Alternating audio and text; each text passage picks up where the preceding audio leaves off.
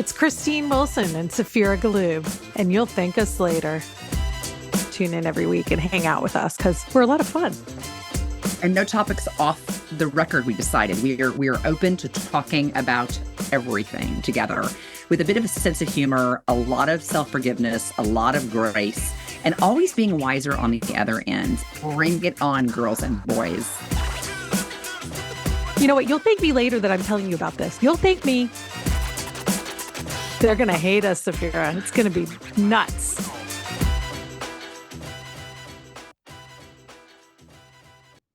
Well, hello, podcast worlds. I think we're on Happy Monday today, right, Christine? We are recording the day before this is going to come out. It's Monday afternoon, and both of us seem like we're surviving Monday okay so far. Well, and it's interesting because we're entering into a topic that since I kind of had this topic as an idea, the number of times that the idea has gotten an example, and I'll go into it in a moment. It's almost like it was inspired by a conversation, and then all of these subsequent conversations revealed themselves. I was like, this is like so ripe and ready. So today we are going to talk about a concept that I now call parent trauma. I did not make up this concept. I was in Santa Fe. And I was visiting a client who I also think is a friend. He's an amazing guy. And I got to meet his wife. And let me just tell you, his wife is amazing. Lisa Lewis, you know who you are. And I am so excited to give you a shout out. We don't get to do shout outs very often. So this is a good one. And we were having a conversation about parenting. And she doesn't know me and I don't know her. I do know a little bit about their family dynamics, but we were talking about the experience of raising children, and we were sharing some really difficult things that each of us have respectively experienced in parenting. And she says, we always talk about kids and their traumas and families and trauma. She's like, what about parent trauma? And I said, pause, hold, that is a thing. Yeah. And, as we journey through life and we parent and we share our parenting experiences and we learn about really hard things that our friends and our friends' friends experience with their children, this parent trauma is real. And I don't think we really hold space for one another on not just surviving, but what the implications are on our humanness as mothers and fathers when our children are going through hard things, and whether it be an illness or a diagnosis or bad behavior or stress that your child's experienced. And by the way, with the exception of illness, little kids, little problems, big kids, big problems. Yeah, that's for sure. So I'm really excited to be able to talk about this today. Yeah. It's definitely going to have to be careful that we don't make our children hate us, but I think we can do it in a way that honors the topic and respects the privacy. That's the goal anyway. I agree. And when you brought this up, I think one of the first things that I thought about was, well, one, Saphira, you've parented children that are all different ages now, right? So you have children that are grown adults as well as a child that you're just about to, have leave the nest. So you have different phases and different roles, and you were different ages of when you were parenting. So, I know some of your stories. I don't know that I know all of your stories around this. But I have definitely felt like, I think I've said at least 4 or 5 times in the past month, these teenage moments are a lot harder on my psyche than temper tantrums and diapers were. And, and I have good kids, and it is hard on my mental health. And, so I'm glad you brought this up, and I know I will let you sort of lead the conversation today, but I have definitely some insights I think I can share too. Yeah. Well, and I'll say, and even as you think about this concept of parent trauma, I mean, I think this is like a layer that I am just uncovering right now. This weekend, a very dear friend of mine and I hadn't had lunch in a really long time, and she had like an extraordinary young man and outstanding grades and great personality. And he went to school and had a great first year and a great second year, and he had this really traumatic kind of stress experience. It wasn't connected to anything about his health, and it wasn't, I mean, definitely his mental health, but he basically had a confluence of kind of things that happened to him all at once. It was one was connected to his responsibilities as an RA, one connected to proximity to his finals, the other, the expectation of doing really well. And he literally had a full-on panic attack and had to call his mother to drive up in the middle of the night to come take care of him. He ended up having to do medical leave out of the semester. He is taking the semester off. And as his mom's telling me about this, I can tell she's like happy that he's like, not in the hospital and he's going to be okay. But what revealed to me about this amazing woman, who's one of the most brilliant and capable women I know, she lives in Arlington. I want to protect her privacy, is that the impact on her, she didn't say it, but I felt that she had been sucker punched by, Hmm. being in this space with her child who had such a hard time. And I don't think we show, especially really capable women, the support that they deserve when they've had a really tough time with a child. Yeah.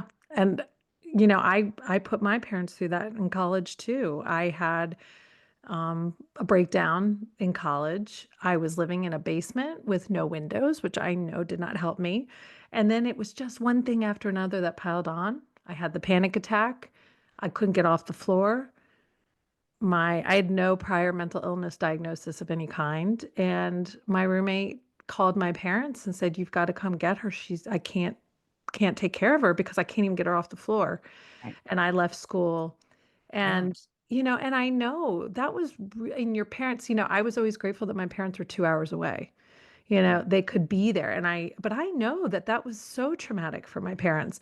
One, my mom, as we've talked about before, has dealt with her own issues with mental illness. And I know that she felt sad that I would feel anything like she had felt.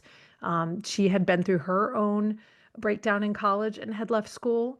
And so I think for her to be like, oh, here it is repeating itself, and to watch my child be in so much pain, um, and not know if you could fix it or make it better or get them to a place where, she didn't know if she could get me back to school. I know that was very traumatic for both of my parents. But I think those there's no reason to feel the guilt, right? My mom's genetics cannot be her fault, Right. but yet I think she felt the guilt of me having what she had. And it's like, oh, that came from me. I gave you that, that genetic cocktail or whatever, whether that's true or not. But I think as a parent, sometimes you can feel so much guilt around that. Yeah. And obviously there's no point in it. It doesn't help anything, but it's hard not to feel it. Well, But and I think the thing that the reason I wanted to bring this up on our podcast is either you are a parent who has experienced trauma because your child has either goes through an episode, or maybe suffers from depression, maybe exhibits high risk behavior, maybe has symptoms associated with high risk behavior, whether it's self image issues associated with eating disorders, or self-medication via alcohol, or all those really scary things, that the parent in this situation really requires support, one, from the other parent, because both of them are mhm. going through it, but also in our communities, I just really welcome us to not be afraid to let the people we love tell the stories they have, because Yeah. the experience, and Lisa Lewis, who is this amazing woman, her daughter very kind of broadly suffers is on the spectrum. She's on the autism spectrum. She's high functioning, but Mhm. part of her behaviors, she was also an adopted child. Really was like she was like really hard on her mom sometimes, Oh, yeah. and so, and some of the activities, and I didn't spend a lot of time with her, just enough to know that this woman is resilient and she loves her daughter, but Yeah. that she really deserved to have people who love her honor her story and let her tell her story in a first person perspective, Yes. not from the perspective of the child, Right. but from the perspective of the mother or the dad who's experienced parent trauma, because that telling of your own trauma, I believe, and we'll get into this a little bit later, is actually the first step towards allowing that trauma to kind of not kind of hijack you and not hold you hostage from healthy living. So it's yeah, and I want to talk a little bit about the healing side of it, but I want to have you had friends who've shared really traumatic things, or they've been reluctant, or you didn't know that they had a traumatic thing and they were scared to tell you because of the shame? I mean, we live in Yeah. Arlington. Unless your kid is on travel soccer and a 4.7 and a Yeah. 1500 SAT, there's nothing to talk about. I mean, for Yeah. God's What do you, well, as you might have remembered, I am an oversharer, which is one of the common characteristics of women with ADHD. So whenever I feel any sort of parent trauma, and that could be a minor trauma to a major trauma, I'm a sharer. And probably to my detriment at times, I probably overshare, and which can be not fair to the privacy of the members of my family. yeah, But one of the things that I do find is that because I have a large network of friends and I am very open with people, a lot of people feel able to share back, right? And they will say, "Oh my gosh, I can't believe you went through that. I have been through something like that." And then they can talk to me and they know that I can understand and that I'm not afraid. Like, I'm not embarrassed to right. let down the facade that maybe our family looks so perfect and we've got it all together. Hey, we're all humans, and I have never been a 47-year-old mother of two teenage boys before. This is my first time, and I am doing it with lots of mistakes, but also my kids are making mistakes. And then there's also, just the things that they can't help, right? So, medical issues and things like that, that I don't know that my children, and I don't know as a child that I realized how much it impacts us as parents. Right. When your child is ill or suffering, it is extremely painful as a parent because a lot of times you have no control over it, and you have to provide support to someone who sometimes is very reluctant to have your support and wants you to butt out.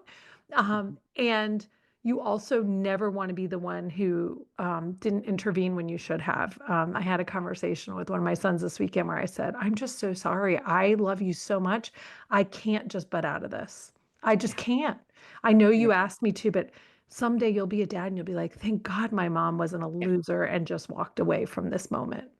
Yeah, I mean, So it's hard.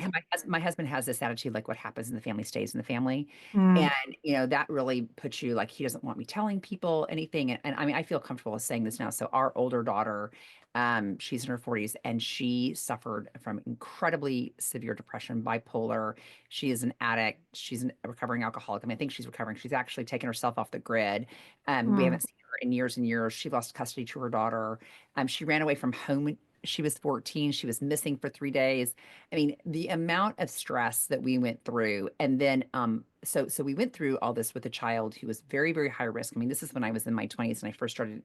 I was maybe 30 at the time because our daughter was, 13, 14 years old, but right, cutting, very high risk sexual behavior, I mean, all the things that you're so afraid of as a parent, right, and we survived it in the sense that our marriage is still together. Our the relationship with our daughter is very, very breached, and our granddaughter, thank goodness, is with her aunt. And believe me, like, this is the trauma that we've experienced as a family and the resilience that we've shown. And we love our daughter, we love our granddaughter with all of this. of course. Did do is that when I see other families going through really hard times, particularly with substance abuse or high risk behavior, and we step in and we say, listen, if you don't step in aggressively because you're either one in denial, or two, you're afraid you're going to hurt your child's feelings, or you think your child who is exhibiting this high risk behavior and who is sick should have a say in it. If your child was diagnosed with cancer, you wouldn't give your child a say in their treatment. And so, what is shocking to me is this shame associated with these really, really delicate moments in these young adults' lives. Yes, It's hard for the child, but it's really hard for the mom and dad, or the dad and mom and mom. Really hard. right. It Yeah. is. And I think, you know, we're embarrassed, right? We see, that as a failure, right? And having known as many addicts as I have known in my lifetime, I can tell you one thing. A lot of times there are so many more things at play than the parenting style or the environment. Um, I can tell you, I can look at my husband and his brother raised in the same home, and one was an addict and one wasn't. So you can't And didn't say he died? he Her did. Yeah, he passed away at 38. Yeah, and he was and it was from a substance abuse? it was overall damage to his body from Yeah, long-term substance abuse. So it wasn't like an overdose in the moment, but he really so these children raised in the same home, wonderful parents that loved them, you yeah, know, that and my husband was, so straight-laced and anal about everything in his life, and his brother had, I believe, a level of an addictive gene that was already there, and the wrong friend at the wrong time introduced him to something and it went too far, and it was just, no matter how many family interventions they tried, they couldn't pull him back to a place of health and sobriety. And he was a smart, wonderful human, and it is, just so hard that as a parent to ever feel like you couldn't share because you felt shame, right? yeah, And I know that my mother-in-law and my father-in-law went through incredible trauma, not only just when my brother-in-law passed away, but during all the years that they felt that they couldn't help right. him. Yeah, And they wanted the connection and they had the love and they cared. And there became a point of they just couldn't control the situation. And yeah, it was a lot of trauma. And I know to this day my mother-in-law would tell you that yeah. that was a very traumatic, long experience for her. Oh, lifelong. Well, and I would also say because Oj and I are bereaved siblings, so my sister Yes. died in a car accident a day before her 15th birthday, and I was 21. So I am incredibly sensitive towards car safety and just all of that because it was so, I mean, she was going like, she was a passenger in a car going, 20, 15 miles an hour on a Sunday afternoon. So it wasn't anything that was high risk. But I'm sure that as our boys are exploring with being social and the role of alcohol and potentially cannabis and other substances. I mean, it would be understandable that Oj's relationship with that is hypersensitive Yeah. because of his unique experience. And so his that is that kind of that I mean, if I were Oj and every time my kid went out, even if I thought they were going to have a casual beer, I'd probably freak the fuck out. I got to be Yeah, he honest. does. Well, it's what, it's understandable. And Yeah. I just want to give a big kind of digital I don't want to say a hug because that sounds so cheesy, but like anybody who's listening to this who is a parent whose child has been in trouble, or you have friends whose children have been in trouble. And by the way, the trouble could be all kinds of things. It could be things that they contributed to, things that they inherited, things that they was not their fault, whatever it is. I just think that the parental support piece is so important. And so now that we know that we as a community have a responsibility to one another, I do want to talk a little bit about like the role of sharing. Hmm. So I can say that you know, my granddaughter, who's an amazing young woman, and she knows that her mother wasn't able to rear her. Um, I know that she's a younger girl and she hasn't yet processed all of this. And there is there is not to say disagreement, but there's different approaches in my family on how individuals who've experienced trauma find resilience with their trauma. And I'll tell you that I believe that a crucial component is sharing your story with Hmm. people who, one, who have both experienced it or experienced something similar, but also somebody who is, let's say your experience, you're 4 years out and somebody is new on their experience. So whatever it may be, we call that reinvestment. So you turn around and you listen to and share space with and hold love and empathy towards someone who's newer to their trauma, because that reinvestment, one, helps give perspective. But every time you get to share your trauma, I believe it creates a familiarity to yourself. So it finds itself in a more comfortable place versus living back at a compartment that just haunts you all the time. That's right. And I know there's science on it. I'm sure I probably should have done the research, but I also think there's such a real pragmatic that the more you talk about your trauma, the more it normalizes because you're not going to, you're not, you can't make the experience go away. So how do you inject it in the fabric of your own reality so that it doesn't haunt you? Because that's really all you can hope for. Absolutely. And I was messaging with a good friend today who has a child going through something that we've been through in our life with a medical diagnosis. And, I said, I don't want to say, if I can be there for you, let me know, or when you need me, call me. I said, I'm putting you into my favorites so that my phone will ring no matter what time you call me. And I am on 24/7 call. And if you want to call and scream, if you want to call and cry, if you want to call and laugh, whatever you need, I'm there. Yeah. Because I've been through this trauma. I'm still a little bit in it myself, but she is at a place that is just even deeper than I am. And, I don't know if she'll ever take advantage of it, but I Mhm. want her to know this is not a joke. I'm really there. And, I had a couple friends that I reached out to last summer when I was going through some of the trauma that I was going through as a parent, and they dropped everything.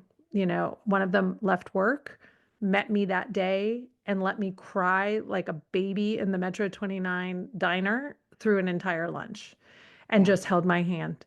Yeah. So I think one, I am not afraid to ask for someone to listen when I need it. Two, I am a sharer. I don't keep Yeah. things bottled up because I do feel better. And three, I hope that people learn something from what I go through so it's not a waste. I mean, that's the Right. whole point of this podcast. Right. And so that they also know when that something comes up, they can come to me. I mean, I think I've told you I had really major spinal surgery when I was 13 years old.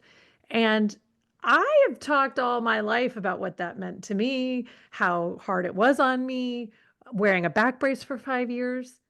I don't know if I've ever said to my mom or my dad, "How was that for you?" Yeah. How did you do with all that? Watching your 8-year-old get put in a back brace 23 hours a day. Yeah. Um, Everything in my life changed the day I got that diagnosis between a back brace and all I could do was swim, so they made their whole lives about swimming. My poor sister, if she wanted to do a different sport, too bad. She was a swimmer too because that's what I was allowed to do.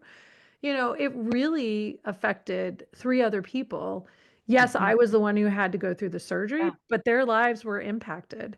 Um, and I think maybe after this, I'm going to give my parents a call and just say, hey, I know it was a lot about me, but, I want to acknowledge it was a lot about you guys too. And you were just incredible parents through a very hard time. I Yeah. mean, even just financially, I remember they offered to, put remortgage their house or sell their house to help pay for all the medical bills that I was going to have.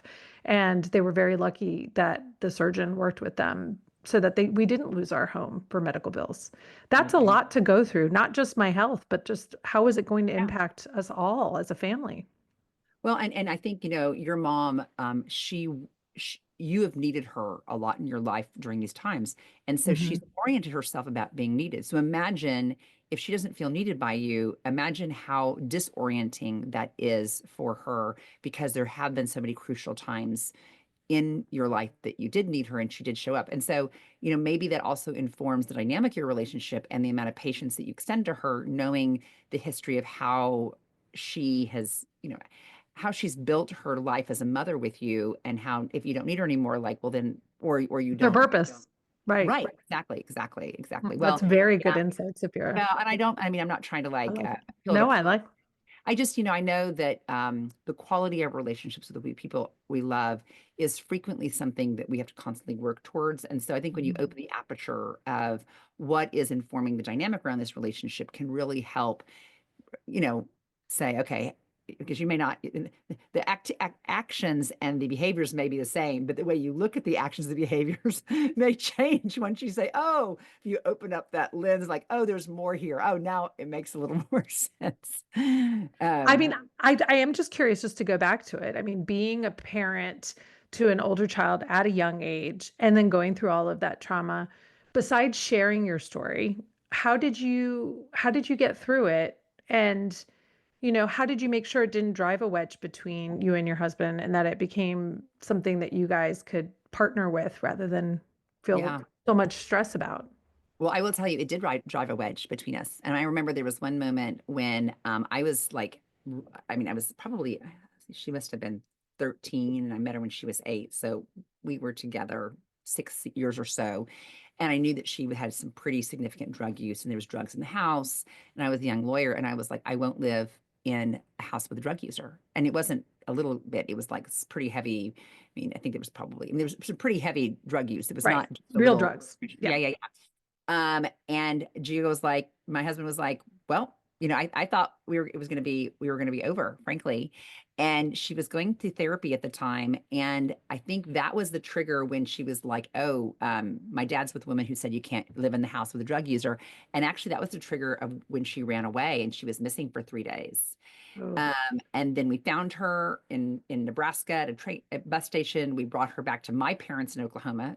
Wasn't even my own daughter with her mother. And then we went to wilderness programs and emotional growth programs, and then years of in-house inpatient. And I mean, and I'd never dealt with addiction before. And I would right. say that, at the time, we had nobody in our lives that had gone through this, but I did have an aunt who had a daughter, my mother's, actually, it's more a cousin who had gone through it. And I remember my mother forcing me to talk with her cousin whose daughter had gone through it.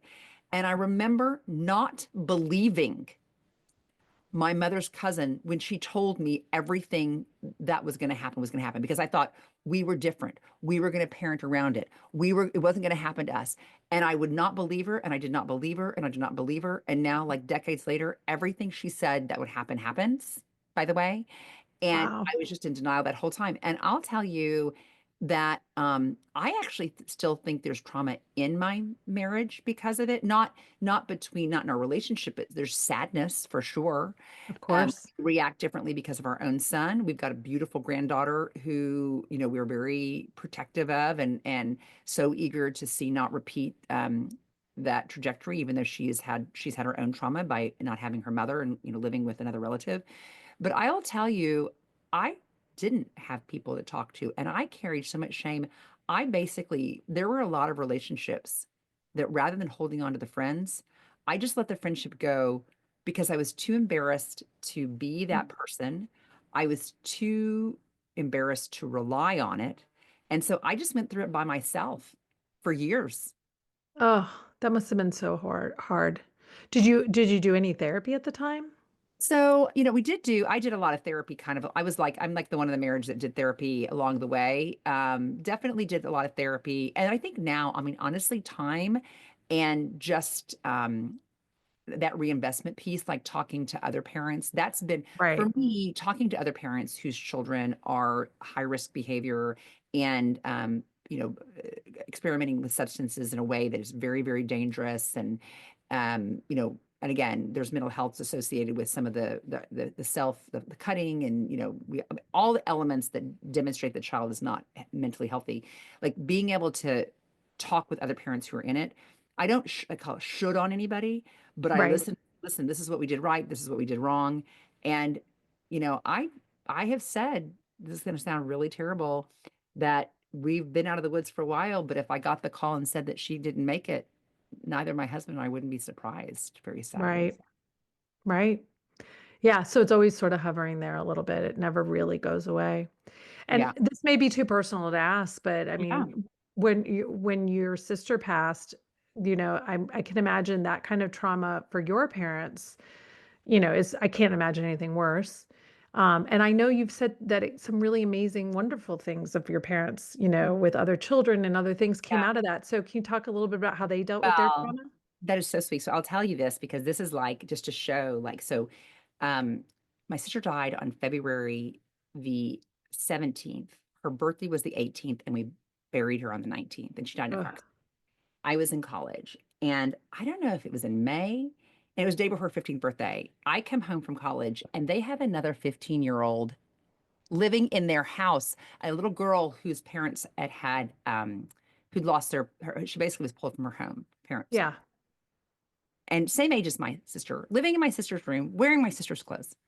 I was so mad at my parents. So, I mean, they've lost a child. They now have this another child in their home. Their older daughter is like punishing them, like Right. horribly. And I was horrible to this young girl. And I just have to tell you, like, it was pretty really terrible. It was like terrible. It was like terrible on top of terrible. But the experience of my mother not being done mothering and Right. seeing what it was like to help children who didn't have um, parenting relationships because of their own trauma, and I don't know all of the things, but I'm telling you, like, it was like the worst of the things that you would see on television and not believe. But my parents started kind of taking care of children who the judge would literally not have a place to put them. So they'd call my parents and said, "Will you please take this child?" And Wow. that developed into an organization called CSARA, which stands for Crisis Support and Resource Awareness. But it's essentially a place for children who have been abused or neglected. And it is a multidisciplinary environment where when a child's been removed from the home, they can evaluate the child from medical, mental health, criminal, all the elements that you use to support a child. And my parents started that organization in 1991, and it is still Wow. going strong.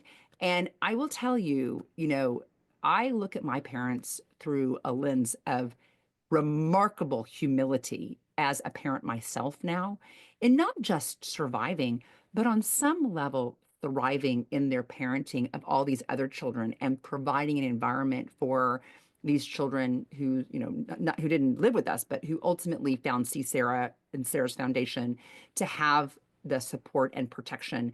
And so, when you talk about concepts of silver lining and you talk about resilience, there is some really beautiful things that can come from really, really deep pain if you just stay in it. Yeah, I agree. Well, I think this is one of those takeaways where, one, I think parents, we all just need to say, I see you. You can own the fact that you are going through trauma, that being a parent is a very, very hard job. And you will probably never love anything as much as your child. And so um, that feeling is just so deep when things are hard on your child or things don't go the way that you expect them to. And for me and for you, I think we found that sharing and being a resource for people was helpful. If you're not a person that feels comfortable sharing with your friends, then I would encourage finding some sort of therapist or clergy or somebody that you feel comfortable talking to that maybe is less involved in your personal life. But keeping it all inside and just letting that trauma sort of fester inside, I think we all know it doesn't go anywhere great in the long run. That just keeps a really bad, dark place within you that, is very hard to fill later. So, I encourage those. And I think, just every parent knowing that we hear you and we see you. This is not easy. The Mhm. And wonderful moments, a big great. shout out to Lisa Lewis, who the very Yes, first Lisa. time I met her, had the courage to share her parenting story and to introduce this concept of parenting trauma. And we hope that after listening to this, if you'll not thank us later, you'll share this with a friend who will thank us later.